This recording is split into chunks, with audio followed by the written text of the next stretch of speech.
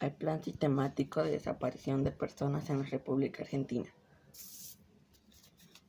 La dictadura implementó un plan sistemático para eliminar los subversivos. Se dice que es sistemático por los hechos violentos no fueron aislados, sino era una práctica constante y habitual planificada por el Estado.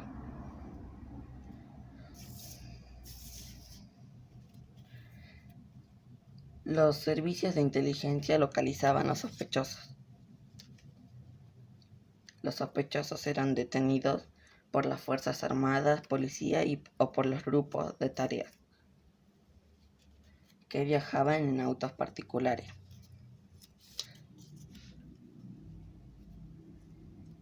El lugar de procedimientos eran zonas liberadas, podría ser una casa, un lugar de trabajo o de estudio, o la vía pública. A los sospechosos se identificaban con números y eran llevados a centros clandestinos de detención. No eran cárceles, sino eran edificios que funcionaban como campos de concentración y exterminio. Los prisioneros eran torturados. Algunos eran trasladados a cárceles donde estaban a cargo del Poder Ejecutivo. Algunos morían durante la tortura. Otros eran fusilados. Y otros arrojados desde aviones al Río de la Plata. Estos eran llamados desaparecidos.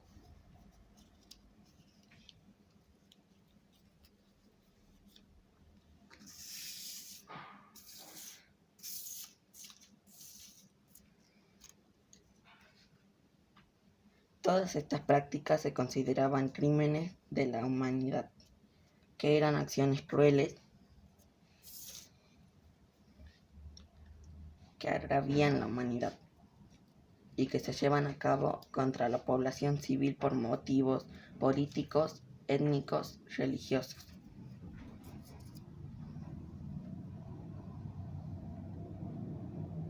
Implican muerte, esclavitud, violaciones, torturas, esclavitud y desaparición. Son delitos imprescriptibles, o sea, no hay plazos para que sus autores dejen de perseguirlos,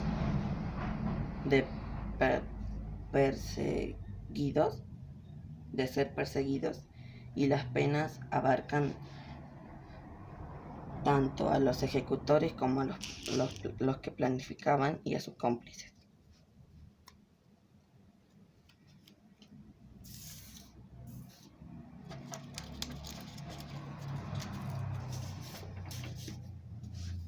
La lucha por los derechos humanos.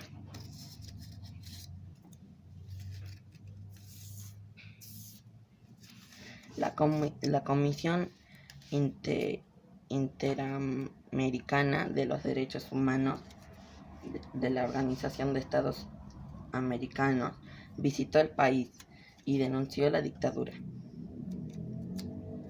Señaló que la violación de los derechos de la vida, la libertad, la seguridad, la integridad y el juicio justo eran algo corriente. La comisión recomendó enjuiciar y sancionar los responsables de homicidios e informar sobre la situación de detenidos desaparecidos. Los familiares iniciaban búsquedas en dependencias militares y policiales. Trataban de saber dónde estaban sus familiares. Las mujeres embarazadas esperaban al parto y luego las mataban. Esos bebés en cautiverio eran dados en adopciones ilegales.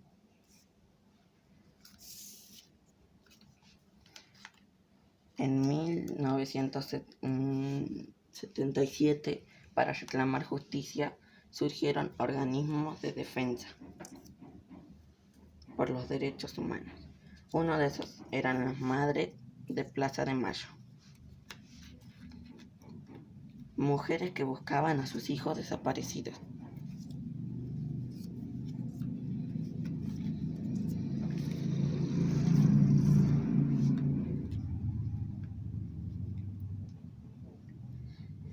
Y daban vueltas en la Plaza de Mayo los días jueves.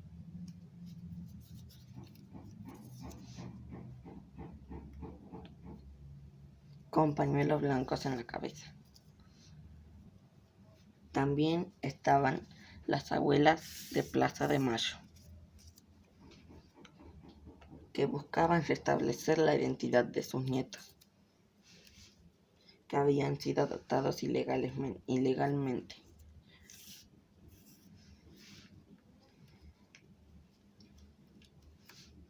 Otros grupos de familiares de detenidos por razones políticas eran CEPAG,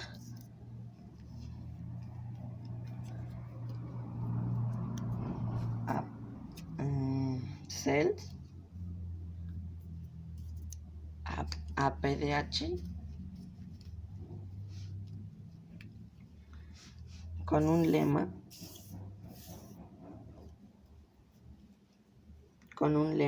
los argentinos somos derechos humanos.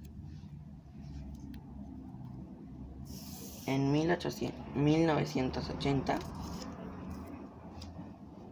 Adolfo Pérez Esquivel recibió el Premio Nobel de la Paz.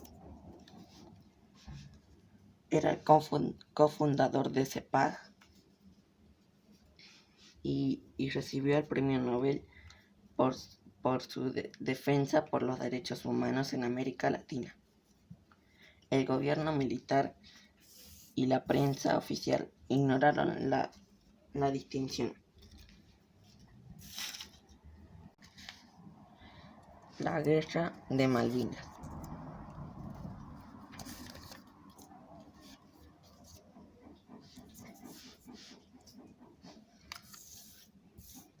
En 1981 asumió la presidencia de facto de Leopoldo Fortunato Galtieri, en medio de un ambiente de denuncias y baja popularidad.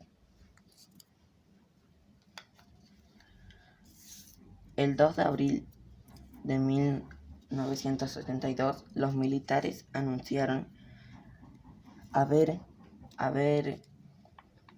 ocupado las Islas Malvinas y otras islas ocupadas por Gran Bretaña.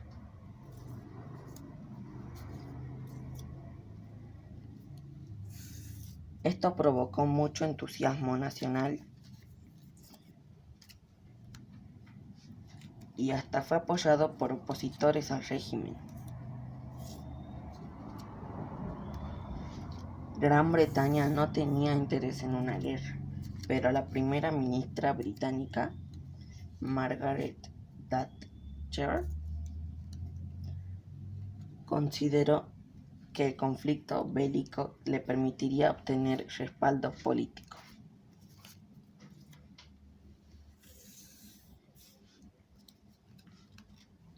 El gobierno argentino confió que los Estados Unidos lo auxiliarían debido a la afinidad ideológica.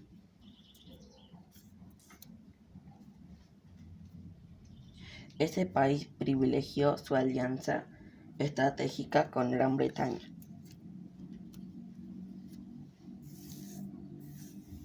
Los medios de comunicación manipulaban la información sobre la guerra con criptos adolescentes mal alimentados y peor armados y entrenados se enfrentaban con soldados profesionales. Los muertos argentinos fueron casi 700. El 14 de junio se produjo la rendición final argentina. Cuando Galtieri intentó explicar a la multitud reunida en Plaza de Mayo las causas de la derrota. Se produjo una reacción en contra, que terminó en una represión violenta. En julio renunció Galtieri y el nuevo presidente fue el general Reinaldo Vignoni.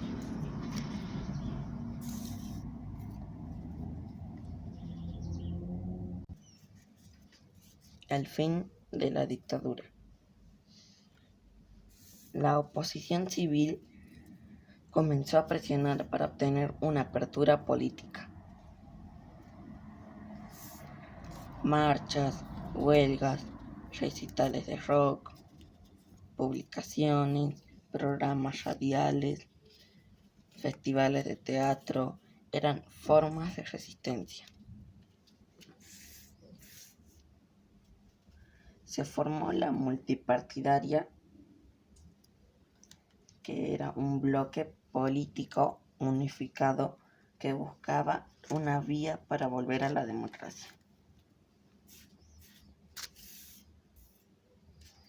En febrero de 1983, el presidente Vignone convocó a elecciones para octubre de ese año.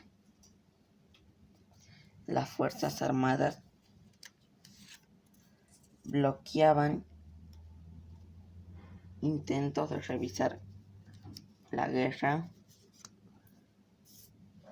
antisubversiva.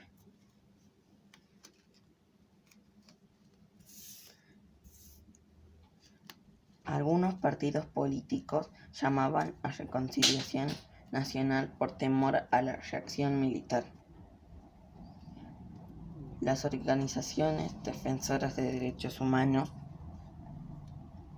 y el Movimiento de Renovación y Cambio del Partido Radical, liderado por Raúl Alfonsín,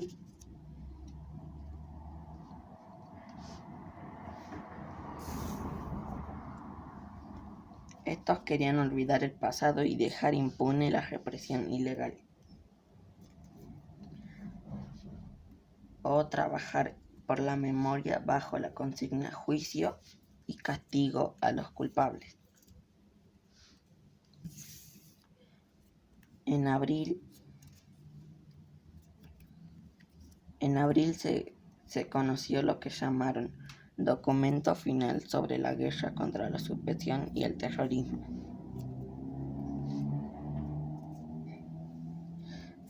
Decían que confíen en el juicio de Dios y de la historia por lo que consideraban actos de servicio. También negaban la existencia de centros clandestinos de detención. En septiembre de 1983, los militares dictaron una ley de pacificación que cerraba toda investigación y acción penal contra los involucrados en la guerra antisubversiva. El 30 de octubre de 1983, los argentinos volvieron a votar.